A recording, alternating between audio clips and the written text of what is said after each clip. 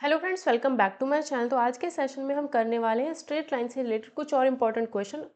उससे पहले मैं आपको बता दूं कि क्लास का जो टाइमिंग है वो आपका 6, 8 और 9 PM है। इन तीनों टाइम में आपको इन तीनों में से किसी भी टाइम आपको क्लास मिल जाती है।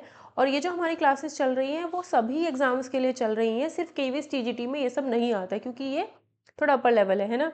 तो यहाँ हम स्ट्रेट लाइन पढ़ रहे हैं। इससे पहले इसके काफ़ी कुछ जितने भी क्लासेस हुए हैं उनका एक अलग से प्लेलिस्ट क्रिएट कर दिया गया है।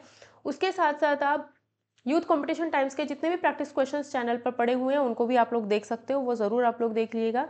ठीक है, बाकी अगर आपको कोई डाउट हो तो 6395334546 इस पर आप मैसेज करके पूछ सकते हो अगर आपको कुछ भी पूछना वगैरह है तो। बाकी कमेंट सेक्शन में लिख के ज़रूर बताना कि वीडियो सेशंस आपको कैसे लग रहे हैं। सभी एग्जाम्स के लिए यूपी, केवीएस, एनवीएस, जो भी आपका टीजीटी पीजीटी एग्जाम हो, सब में एग्जाम्स में क्वेश्चन पूछे जाते हैं। सिर्फ एक केवीएस टीजीटी में नहीं आता है ये वाला टॉपिक, ठीक है। बाकी सब क्वेश्चंस में आता है, सब एग्जाम्स में आता है, चंडीगढ़ का हो या कोई भी। ठीक है, तो आज हम सीखने वाले हैं इक्वेशन ऑफ अ लाइन। और ये जो क्लासेस मैं ले रही हूँ ना, इनको अगर आप अच्छे से करोगे तो आपके कॉन्सेप्ट डेवलप होंगे जो आपको इंटरव्यू में बहुत हेल्प करेंगे। ठीक है, इंटरव्यू में आपकी नॉलेज देखी जाती है। अगर आपको नॉलेज है तो वो आपको इंटरव्यू में आप वैसे ही अच्छा कर पाओगे। Equation of line parallel to a given line, ये एक लाइन है, इसके पैरेलल रेड वाली लाइन का इक्वेशन अगर हमें बताना है तो क्या होगा। हमें पता होता है कि अगर दोनों लाइंस पैरेलल होती हैं तो उनका स्लोप सेम, अगर इसका स्लोप m है तो इसका स्लोप भी m होगा। जब दो लाइंस पैरेलल होती हैं तो दोनों का स्लोप सेम होता है। ठीक है, ये बात आपको ध्यान रखनी है। मान लो जो हमारी गिवन लाइन है वो ये है, गिवन लाइन का इक्वेशन ये है। इसी इक्वेशन के पैरेलल मुझे अगर किसी भी लाइन का इक्वेशन लिखना है, क्योंकि स्लोप सेम होती है, इतना पोर्शन सेम रहेगा, बस यहाँ पर c की जगह कोई और वैल्यू रखी जाएगी, लैम्डा मान लिया। c की जगह हमने क्या माना, लैम्डा। तो ये पोर्शन हमेशा सेम होता है जब भी दो लाइंस पैरेलल होती हैं तब। ठीक है, बस इसको हम चेंज कर देते हैं। ठीक है, अब अगर आपसे कहा जाए equation of line perpendicular to given line, क्या है equation of a line perpendicular to a given line, equation of line perpendicular to a given line. तो गिवन लाइन का equation ax plus vy plus c equal to 0 है। इसके perpendicular अगर हमें किसी भी लाइन का इक्वेशन निकालना है तो bx minus ay plus lambda equal to 0 हो जाता है। ठीक है, ये होता है जब अगर हमें देखो, अब देख लो, अगर हमारे पास ये है, कोई लाइन दी है, अगर मुझे इसके पैरेलल कोई लाइन का इक्वेशन लिखना है तो ax प्लस by सेम रहता है, c चेंज हो जाता है। अगर इसके परपेंडिकुलर किसी लाइन का इक्वेशन है रखना है तो ये यहाँ आ जाएगा, ये यहाँ आ जाएगा, bx minus ay plus lambda equal to 0, ये हो जाता है। ठीक है, जैसे मुझे कहा है, अब क्वेश्चन मैं लिखूंगी नहीं, आप सुन लेना। Equation of line which is parallel to this line and passes through this, equation of line which is parallel to this, इसके पैरेलल किसी भी लाइन का इक्वेशन ये होगा। ठीक है, ये पोर्शन इतना सेम होता है। अगर ये लाइन जो नई वाली लाइन है वो इस पॉइंट से पास होती है, नई वाली लाइन अगर इस पॉइंट से पास होती है तो इसमें 3x की जगह पे 5, y की जगह पे -6 रख देंगे, प्लस में c इक्वल टू 0। कॉमेंट करके ज़रूर बताना वीडियो कैसा लगा है, लेक्चर कैसे लग रहे हैं, क्योंकि मेरे लिए वही डोज है। 27 plus c equal to 0, c will be equal to minus में 27 और ये c का वैल्यू वापस उठा के इसमें रख देना है। तो 3x minus 22y minus 27 equal to 0, ये हमारा आंसर हो जाएगा। ठीक है, अब find the equation of straight line that passes through this point, pass तो इस पॉइंट से होना है, और परपेंडिकुलर दिस लाइन। अगर इसके परपेंडिकुलर मुझे कोई लाइन का इक्वेशन लिखना है तो 2 की जगह 3, 3 की जगह 2,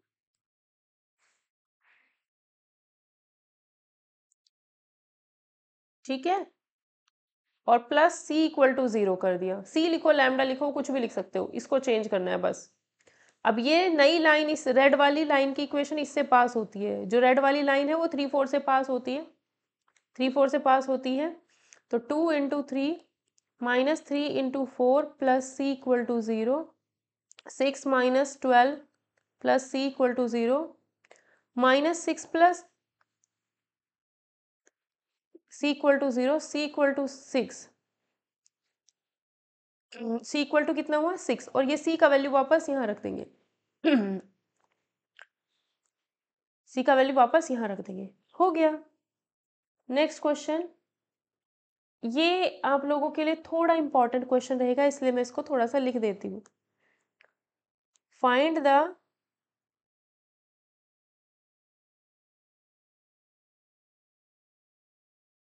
coordinate of the foot of the perpendicular drawn from the point 1 minus 2 on the line y is equals to 2x plus 1। ये क्वेश्चन इंपॉर्टेंट है, कॉन्सेप्ट अच्छे से समझ लें। फुट कहाँ होते हैं हमारे, फुट कहाँ है? अगर धरती है और हम धरती पर बिल्कुल सीधे खड़े हैं तो हमारे फुट धरती को टच कर रहे हैं। ये कॉन्सेप्ट आप माइंड में बना लो, है ना। तो अगर मैं ये हूँ तो ये धरती है, तो फुट मेरे यहाँ टच कर रहे हैं, है ना। यानी एनी पॉइंट ऑन मी, मेरे ऊपर कोई भी पॉइंट होगा या लाइन के ऊपर कोई भी पॉइंट होगा, वो नीचे वाली लाइन के ऊपर भी होगा, नीचे वाली लाइन पे भी होगा ना वो पॉइंट, ये पॉइंट इस लाइन पे भी है, इस लाइन पे भी है। ये कॉन्सेप्ट इसमें याद रखना, जब 3D पढ़ाऊंगी तो यही चीज मैं फिर से यूज करूंगी। Find the coordinate of the foot of the perpendicular, perpendicular के फुट, ये परपेंडिकुलर है इस लाइन पर, रेड वाली लाइन पर, रेड वाली लाइन पर ब्लैक वाला परपेंडिकुलर है। तो फुट कहाँ है, इस ए पॉइंट पर। परपेंडिकुलर ब्लैक वाले परपेंडिकुलर के फुट कहाँ है, ए पॉइंट पर। इसने कहा है coordinate of the foot of the perpendicular, तो ए पॉइंट के ही कोऑर्डिनेट हमें यहाँ पे निकालने हैं, एक पॉइंट के ही कोऑर्डिनेट हमें यहाँ पर निकालने हैं।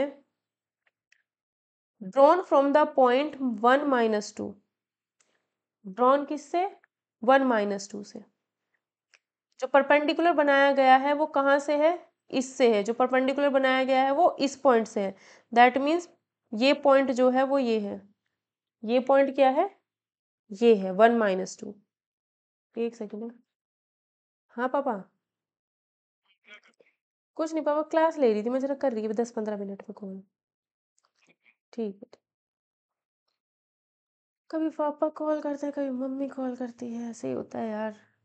नहीं उठाते हैं तो फिर दिक्कत हो जाती है, परेशान हो जाते हैं फैमिली वाले, है ना।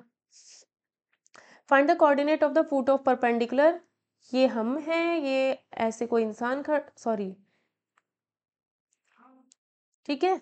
तो ये हमारे क्या हो गए, फुट ऑफ द फुट हो गया ये जो परपेंडिकुलर, इसके कोऑर्डिनेट निकालने। ड्रॉन फ्रॉम कहाँ से बनाया गया है, इस पॉइंट से। तो इस पॉइंट से ही तो बनाया है 1 minus 2 से, तो 1 minus 2 को हमने बोल दिया बी पॉइंट से बनाया गया है। ऑन द लाइन, कौन सी लाइन पर, y equal to 2x plus 1 पर। तो जो रेड वाली लाइन है इस पर तो हमने बनाया है, तो रेड वाली लाइन को हम लिखेंगे y equal to 2x plus 1, ठीक है। अब बताना है ये ए पॉइंट के कोऑर्डिनेट क्या होंगे। हमें पता है कि अगर ए पॉइंट के कोऑर्डिनेट, अगर हम कुछ मान लें, या एक चीज और सोच सकते हो कि रेड वाली और ब्लैक वाली लाइन तो एक दूसरे के परपेंडिकुलर है, रेड वाली लाइन और ब्लैक वाली लाइन तो एक दूसरे के परपेंडिकुलर है। तो जो रेड वाली लाइन का इक्वेशन लिखा है y minus 2x minus 1 equal to 0, लिख लो इसको, ऐसे लिख लो। अब ऐसे लिख लो इसको, minus 2x plus Y minus में 1 इक्वल टू 0। अब मुझे पता है कि रेड वाली लाइन के परपेंडिकुलर क्योंकि ब्लैक वाली लाइन है, तो इसके परपेंडिकुलर क्या मैं इक्वेशन नहीं लिख सकती? y का कोफिशिएंट कौन है? 1, तो 1x। यहाँ माइनस आएगा, अब ये बीच में प्लस है, इसको माइनस कर देना है। यहाँ y लिखो, x का कोफिशिएंट यहाँ पे लिखो, प्लस में कांस्टेंट इक्वल टू 0, तो x plus 2y plus constant equal to 0। इस रेड वाली लाइन के परपेंडिकुलर ब्लैक वाली लाइन का इक्वेशन ये हो गया, और ये जो ब्लैक वाला लाइन है वो इससे पास होता है, तो ब्लैक वाली लाइन में हम x की जगह पे 1, y की जगह पे -2 रखते हैं, प्लस c इक्वल टू 0। तो 1 -4 plus c equal to 0, -3 plus c equal to 0, c is equals to 3। c का जो वैल्यू आया है इसमें रखो, x प्लस में y 2y plus 3 equal to 0, answer. ठीक है, ये हमारा आंसर हो गया। तो ब्लैक वाली लाइन का इक्वेशन पता चल गया, इस लाइन का इक्वेशन पता चला है, फुट ऑफ परपेंडिकुलर निकालना है ना, इस लाइन का इक्वेशन तो हमें पता चल गया है। ठीक है, तो अब क्या है, अब एक चीज सोच सकते हो कि ये पॉइंट जो है, ब्लैक वाली लाइन और रेड वाली लाइन, दोनों का इंटरसेक्शन पॉइंट नहीं है क्या? है दोनों का इंटरसेक्शन पॉइंट। दैट मीन्स जो मेरे पास ब्लैक वाली लाइन है, x plus 2y plus 3 equal to 0 है, जो रेड वाली लाइन है उसका इक्वेशन था -2x minus Y plus Y minus 1 equal to 0। ये था रेड वाली लाइन, ब्लैक वाली लाइन का, रेड वाली लाइन का इक्वेशन। ठीक है, इसको ऐसे लिख सकते हैं। ठीक, अब मैं यहाँ से क्या करती हूँ, x y और 1, यही बताया था कल पॉइंट ऑफ इंटरसेक्शन निकालना। तो जब x लिख रहे हो तो इसको भूल जाओ, दिस इंटू दिस ऐसे करना है, मतलब इसमें से नंबर चूज करो, x का कोफिशिएंट, y का कोफिशिएंट, कांस्टेंट, x का कोफिशिएंट, y का कोफिशिएंट, यानी y के इनटू में कौन है, और ये इसको भूल जाओ x के नीचे के लिए, दिस 2 आएगा, माइनस दिस -3, दैट मीन्स +3 यानी 5। ठीक है, यहाँ पे इसको भूल जाओ, दिस यहाँ से शुरुआत करना है, 6 -1। अब इसको भूल जाओ, this minus this, x upon 5, y equal upon 5 equal to 5। ठीक है, इसको इसके बराबर रखोगे तो x इक्वल टू -1, इन दोनों को बराबर रखोगे y इक्वल टू -1, तो जो इंटरसेक्शन पॉइंट है वो ये आ गया। इंटरसेक्शन पॉइंट ये है, दैट मीन्स जो फुट ऑफ द परपेंडिकुलर हमें ये निकालना था, उसके कोऑर्डिनेट -1 आ गए हैं। ठीक है, उसके कोऑर्डिनेट कितने आए हैं, -1 नेक्स्ट क्वेश्चन में हमें कहा है, find the equation of straight line, find the equation of straight line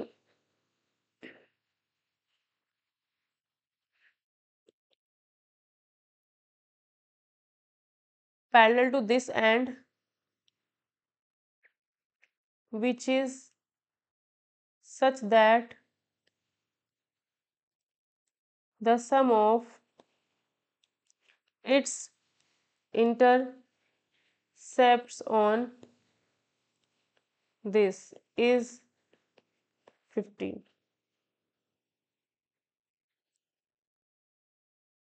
Find the equation of line, straight line parallel to this. इसके पैरेलल किसी इक्वेशन क्या होता है, 3x, क्या होती है parallel equation, 2x plus 3y प्लस में c equal to 0, which is such that, इस तरीके से है कि सब सम ऑफ इट्स इंटरसेप्ट, उस लाइन के जो भी इंटरसेप्ट है इसके इंटरसेप्ट निकालो। जब इंटरसेप्ट वो बोल रहा है तो इसको इंटरसेप्ट फॉर्म में चेंज करो, 2x plus 3y equal to -c, पहला काम करेंगे -c। अब ये -c यहाँ से हटेगा तो यहाँ 1 आएगा, -c से यहाँ डिवाइड, और ये 2 यहाँ से हटेगा इसके नीचे, 3 यहाँ से हटेगा इसके नीचे। अब जो हमारे इंटरसेप्ट हैं वो ये हैं, सम ऑफ इट्स इंटरसेप्ट, यानी इन दोनों का जो भी सम आएगा, इंटरसेप्ट का जो भी सम है वो 15 है। अगर ये 15 है तो कितना आएगा, -3c - 2c upon 6 equal to 15, -5c equal to 15 into 6, 5 से ये 3 times 18, -c equal to 18, c will be equal to minus में 18। ठीक है, c कितना आया, -18, c अगर मैं इसमें रखूंगी तो 2x plus 3y minus 18 is equals to 0। तो ये मेरी इक्वेशन आ गई है लाइन की जो हमें निकालनी थी। ठीक है, पहले क्या किया, इसके पैरेलल लाइन का इक्वेशन बनाया। ठीक, अब उसने कहा था कि जो ये लाइन आप बना रहे हो इसका जो भी इंटरसेप्ट है उनका सम 15 है। तो पहले मैंने इसको इंटरसेप्ट फॉर्म में कन्वर्ट किया। इंटरसेप्ट फॉर्म में कन्वर्ट करने के लिए 2x plus 3y equal to -c लिखो, पूरी इक्वेशन को -c से डिवाइड करो, ये 2 यहाँ से हटाओ, यहाँ ले जाओ, 3 यहाँ से हटाओ, यहाँ ले जाओ, ये और ये इंटरसेप्ट है, इनका सम हमें दिया है कितना, 15। इसको सॉल्व करके c का वैल्यू निकालो, वापस इसमें रख दो, आंसर आ जाता है। ठीक है, ये इसमें करना होता है।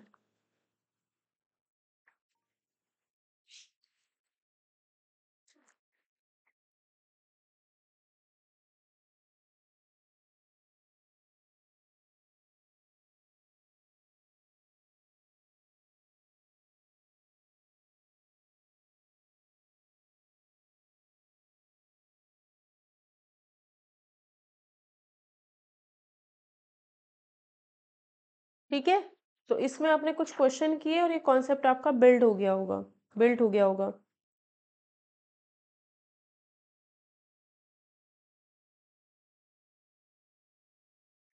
एक इम्पॉर्टेंट क्वेश्चन जो एग्जाम में पूछा जाता है। ठीक है,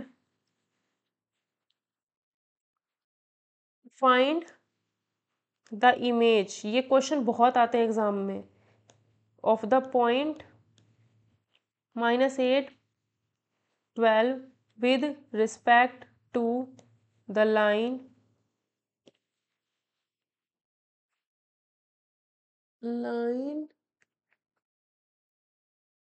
4x प्लस 7y प्लस में 13 इज इक्वल्स टू 0। ठीक है, इमेज पॉइंट निकालना है -8, 12 का with respect to this line. ये y एक्सिस है, ये x एक्सिस है। तो मान लिया यही हमारी x एक्सिस, नहीं कुछ नहीं बोल रही हूँ मैं, ये हमारी लाइन की इक्वेशन है। देखो, इस लाइन का ये ग्राफ है मान लिया।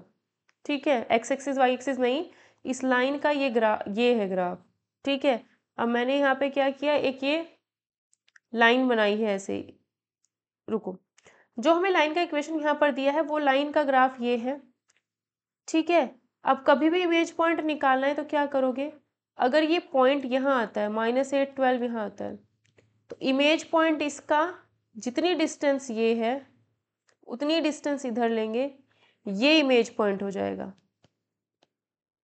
ठीक है, ये क्या होगा, इमेज पॉइंट। ठीक है, ठीक है, तो इमेज पॉइंट को हमेशा ऐसे करना होता है कि ये हमारा कोई शीशा या मिरर है, इधर ये है, इसका इमेज इधर ये बना है। ठीक है, इसका इमेज कहाँ बना है, इधर बना है नीचे AB पे। समझ गए होंगे ये चीज। तो ये हमने एक लाइन बना ली। ठीक है, ये हमने एक लाइन बना ली। अब जो ये पॉइंट, इसको मैं R बोल देती हूँ। ठीक है, इसको मैंने AB बोल दिया है। तो इमेज पॉइंट, इस पॉइंट A पॉइंट का इमेज पॉइंट क्योंकि B है, तो ये जो R है ना, जो बीच में बैठा हुआ ये R है ना, इसके कोऑर्डिनेट क्या होंगे, -8 plus A by 2, 12 plus B by 2।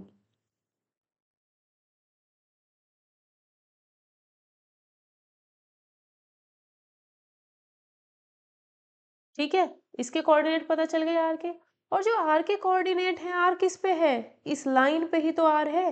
तो यानी ये जो कोऑर्डिनेट निकाले हैं वो एक्स की जगह पे रखो ये, प्लस वाई की जगह पे रखो बी प्लस 2 में 0। तो ये आएगा 2 - 8 प्लस A प्लस 7/2, यहाँ पे 4 ही रहने दो। ये अपॉन में 2, 12 प्लस बी प्लस 13 को लिख दिया 26/2 इक्वल टू 0। सबके नीचे से 2 चला गया तो ये आएगा -32 प्लस में 4a 12×7 = 84 प्लस में 7b प्लस में 26 इज इक्वल्स टू 0। ठीक है, तो 4a प्लस 7b ये कितना आएगा, इसको और इसको सॉल्व करते हैं तो -6 आता है, -6 इसमें करते हैं तो कितना आएगा ये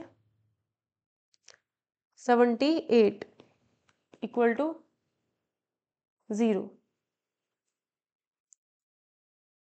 ये बी है। ठीक है, 70। ये हमारी लाइन, ये हमें क्या आ गया, एक इक्वेशन बन गई हमारी। ठीक है, क्योंकि हमें तो ए और बी निकालने हैं ना, तो ये जो इक्वेशन बनी है, ये जो इक्वेशन बनी है, हमें पता है कि ये जो लाइन है और ये जो है दोनों परपेंडिकुलर ही तो हैं। ये